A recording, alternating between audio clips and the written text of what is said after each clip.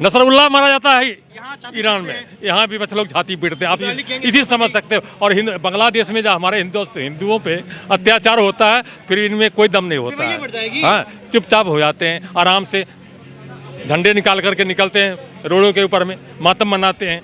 मगर अगर बांग्लादेश में हिंदू पे अत्याचार होता है तो कोई मातम नहीं मनाएंगे। यूपी के बहराइच में हुआ है, एक लड़का मारा भी गया है, दुर्गा पूजा पर पथराव किया गया, क्यों हुआ, क्या कारण था? ये दंगा जो है प्रायोजित दंगा है, प्रायोजित है ये। किसके द्वारा आयोजित किया? हाँ, प्रायोजित किसी भी पार्टी के द्वारा हो। मगर वो सपा वाले कह रहे हैं कि भाई यूपी में उपचुनाव है तो योगी ने माहौल किया है ताकि वोट पड़ जाएगा। जी नहीं, ये अक्सर यही बात कहते हैं, अखिलेश भैया अक्सर यही बात कहते हैं। कोई भी बात होती है तो बस वो योगी जी को डाल देते हैं, योगी जी ने प्रायोजित किया है। ये उपचुनाव जो होने जा रही है 7 विधानसभाओं की, उसको देख के ये दंगा प्रायोजित किया गया है।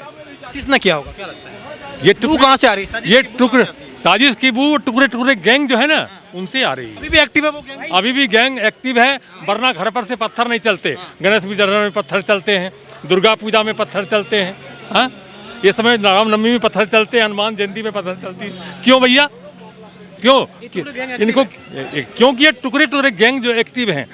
नसरुल्लाह मारा जाता है ईरान में, यहाँ भी बच्चे लोग छाती पीटते हैं। आप इसी समझ सकते हो। और बांग्लादेश में जो हमारे हिंदुओं पे अत्याचार होता है, फिर इनमें कोई दम नहीं होता है। हाँ, चुपचाप हो जाते हैं, आराम से झंडे निकाल करके निकलते हैं रोडों के ऊपर में, मातम मनाते हैं। मगर अगर बांग्लादेश में हिंदू पे अत्याचार होता है तो कोई मातम नहीं मनाएंगे। इसलिए मैं बोल रहा हूँ ना, जब से ये टुकड़े गैंग जो पैदावार बढ़ा है ना, तब से ये दंगे फसाद बढ़ गए हैं। क्यों? और बार बार जो ये कहते हैं, हमेशा ये बात हमेशा अखिलेश साहब वही कहते हैं ना, राम मंदिर बनाने के बाद में अयोध्या सीट हार गए। तो मैं इनको जवाब दे दूं, अयोध्या सीट नहीं हारे, वो जो लोकसभा सीट है वो फैजाबाद है, अयोध्या का लोकसभा सीट नहीं है। लेकिन ये अपने आप में आप जीत मानते हैं कि भाई फैजाबाद लोकसभा सीट को अभी सब अयोध्या नाम से ही जानते हैं, इसी नाम से ये फेमस हो गई है, तो ये भी अपने आप में एक जीत है, विचार की जीत है कि अब हम अयोध्या बोलते हैं। देखिए, मैं एक चीज़ बताता हूँ आपको कि जो फैज़ाबाद सीट की बात कर रहे हैं, अयोध्या सीट की बात कर रहे हैं, लोग कहते हैं कि बीजेपी अयोध्या हार गई। मैं बीजेपी के खिलाफ अंगेस्ट, वो हारे जीते वो उनका मैटर है। बट एक चीज़ बताइए आप कि जो वोट शेयर है वहाँ पे है 25% मुसलमान है और 30% में यादव है, 65% वोट शेयर सीधा सीधा उनका है, 65 से 55%। अब जहाँ वोट शेयर ही कम है तो वहाँ जीतने का चांसेस। और दूसरी चीज़ ये है कि उनके कुछ पॉलिटिकल, अब लोगों की अपनी अपनी धारणाएं हैं, वो आप चेंज नहीं कर रहे हैं या चेंज नहीं कर रहे हैं। मैं एक चीज़ बताता हूँ आपको, जैसे मैंने अभी थोड़ी देर पहले भी भाई साहब से बोला था कि सबसे बड़ी बात जो है कि इनकी जो मानसिकता है ना, वो मानसिकता एक किताब से आती है। जब हम आसमानी किताब, एक आसमानी किताब से आती है। क्यों? कि देखो, एक चीज़ बताता हूँ, मैं हिंदू हूँ, मैं राम को मानता हूँ, मेरे पापा कृष्ण को मानते हैं, मेरी मम्मी दुर्गा को मानते हैं, फिर भी मैं हिंदू हूँ। मैं नहीं मानूँ, लगाए तब भी हिंदू है, ना लगाए तब भी हिंदू है, मंदिर जाए तब भी हिंदू है, ना जाए तब भी हिंदू है। मैंने कलावा नहीं पहन रखा है, मैंने तिलक नहीं लगा रखा है, मैं नॉनवेज खाऊं तब भी हिंदू, मैं शराब पीऊं तब भी हिंदू, मैं हिंदू को ना मानूं तब भी हिंदू हूं। लेकिन उनका यह है कि जो अल्लाह को नहीं मानेगा, जो मैं उनसे काफिर पूछ रहा था वो यही है कि अगर जो अल्लाह को नहीं मानेगा वो काफिर है, और काफिर का इस्लाम के जीने का हक ही नहीं है। तो मेन चीज़ वही होती है कि इनकी 2-3 चीज़ें मानसिकताएँ होती है। अगर हम इतिहास से देखें कि जहाँ पे ये कम होते हैं वहाँ शांत रहते हैं, अपना पैठ बनाते हैं, और जहाँ ये बढ़ जाते हैं वहाँ पे उपद्रव करना चालू कर देते हैं। एक चीज़ बताइए, एक हिंदू मोहल्ले में एक मुसलमान बड़ी शांति से रह सकता है, लेकिन एक मुस्लिम मोहल्ले में एक हिंदू शांति से नहीं रह सकता, वो जी नहीं सकता। मेवात में देख लीजिए, मेवात में हिंदू नहीं जी पा रहे ढंग से, लेकिन दिल्ली में हिंदू जी रहे ना। मथुरा में, मैं मथुरा से हूँ, मथुरा में मुश्किल से आपको 20% भी हिंदू नहीं मिले, मुसलमान नहीं मिलेंगे, मुश्किल से 5% मुसलमान होंगे। कृष्ण जन्मभूमि की बगल में एक गली पड़ती है, वो पूरे मुसलमानों की गली है, वहाँ पे मुसलमान आराम से रहते हैं, वहाँ पे कोई उनको परेशान नहीं करता। कम है ना संख्या में कम है, कोई परेशान नहीं करता है। लेकिन यही चीज़ अब आगरा में चले जाइए, मेरा जो पैतृक गांव है वो आगरा में है, वहीं आगरा में चले जाइए, आगरा में उल्टा है, जहाँ मुसलमान ज़्यादा है वहाँ हिंदुओं को नहीं देखा जाता है वहाँ पे। और वहाँ ये नहीं कहते, जो नारे लगाते ना जय भीम जय भीम, वहाँ पे तो दलितों के साथ अत्याचार करते हैं, क्योंकि जो उनके मोहल्ले हैं वो दलितों के मोहल्लों से सटे हुए हैं, तो वो दलितों पर अत्याचार करते हैं। तो इनके लिए बस एक ही चीज़ है, जो इस्लाम को मानेगा, जो अल्लाह को मानेगा, वो उसी को जीने का अधिकार है। इसलिए ये ऐसा नहीं है कि ये बीजेपी आ गई, ये आरएसएस आ गई, बीजेपी आरएसएस सब आई है ना। देश 1947 में हुआ ना, 47 से पहले मुस्लिम लीग को वोट क्यों दिया था? बिल्कुल, जब धर्म के आधार पर आपने पाकिस्तान ले लिया, उसके बाद भी आप कह रहे हैं कि हिंदू राष्ट्र नहीं होगा, यहाँ पर ये इस्लामिक स्टेट बना रहे हैं, तो ये तरीका तो वक्फ बोर्ड अपना अलग क्यों लिया? और मैं एक चीज़ बताता हूँ, ये पूरी तरह से, क्योंकि इंडिया में बांग्लादेश में और पाकिस्तान में, ये 3 देश ऐसे हैं जहाँ पे कन्वर्टेड मुसलमान रहते हैं, जो 95% कन्वर्टेड हैं, जिनको इस्लाम का भी नहीं पता है, जिनको बस एक आदमी एक मौलाना उठ के बोल देता है कुछ चीज़ें और वही चीज़ उसको फॉलो कर लेते हैं।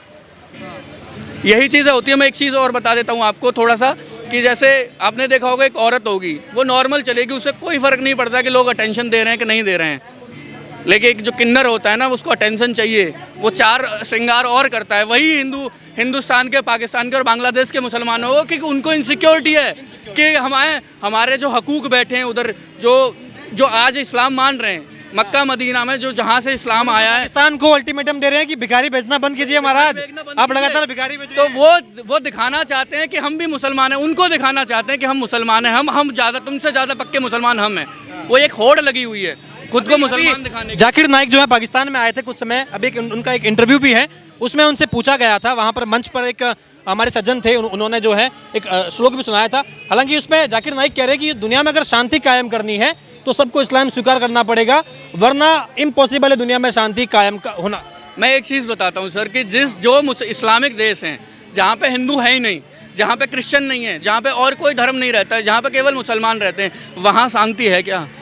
वहाँ पे भी शांति नहीं है। दुबई की बात करते हैं, दुबई में लॉ एंड ऑर्डर राजा के चलते हैं, इसीलिए वहाँ पे शांति है। बाकी पाकिस्तान में चला जाइए, इनमें तो मुसलमानों में ही होता है ना, कि मुसलमानों में शिया में काफिर, शिया में सुन्नी काफिर हैं, सुन्नी कहते हैं शिया काफिर हैं, वो कहते हैं अहमदिया काफिर हैं, वो कहते हैं अहले हदीस काफिर हैं। ये तो आपस में ही एक नहीं होके देते हैं। तो मेन चीज़ ये है कि एक इस्लाम की जो किताब है ना सर, अगर जब तक ये किताब फॉलो करेंगे, जब तक ये चीज़ें फॉलो होंगी, तब तक आप चाहे किसी भी देश में चले जाइए, ये शांति से नहीं रह सकते। बातों के भूत है ही नहीं। क्योंकि मेन चीज़ क्या होती है ना सर, कि अगर हम हिंदू की बात कर रहे हैं, मैं एज अ हिंदू मैं रामायण पढ़ता हूँ। हमारे घरों में तो ना पहले होता था कि महाभारत भी न रखिए, क्योंकि ये लड़ाई की किताब है, कि यहाँ पे लड़ाई होती है।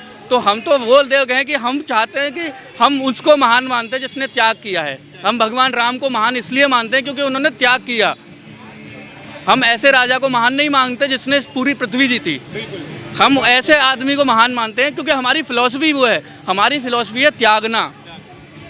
लोग कहते हैं ना जीरो की खोज हमने, क्योंकि जीरो की खोज हमने इसलिए की क्योंकि हमारे यहीं पे था ना अनंत की तरफ जाना, खुद को समझना, खुद को कुंडलियां जागृत करना।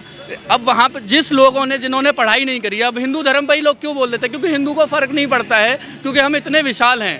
एक होता ना कि हाथी जब चलता है उसे फ़र्क नहीं पड़ता कुत्ते भौंक रहे हैं कि नहीं भौंक रहे हैं, इसलिए हिंदू को फ़र्क नहीं पड़ता कि कोई हमारे ये जो लोग कोशिश कर रहे हैं सनातन को मिटाने की, ये तो मतलब असंभव चीज़। मैं एक चीज़ बताता हूँ सर, इस्लाम को मिटाने की जब औरंगजेब आया था,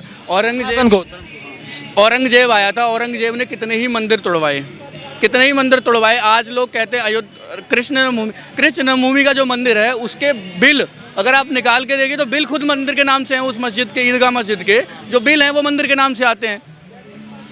तो इस्लाम को, हिंदू धर्म को मिटाने की तो आप छोड़ दीजिए, क्योंकि हिंदू कोई धर्म नहीं है, एक सोच है, एक विचारधारा है।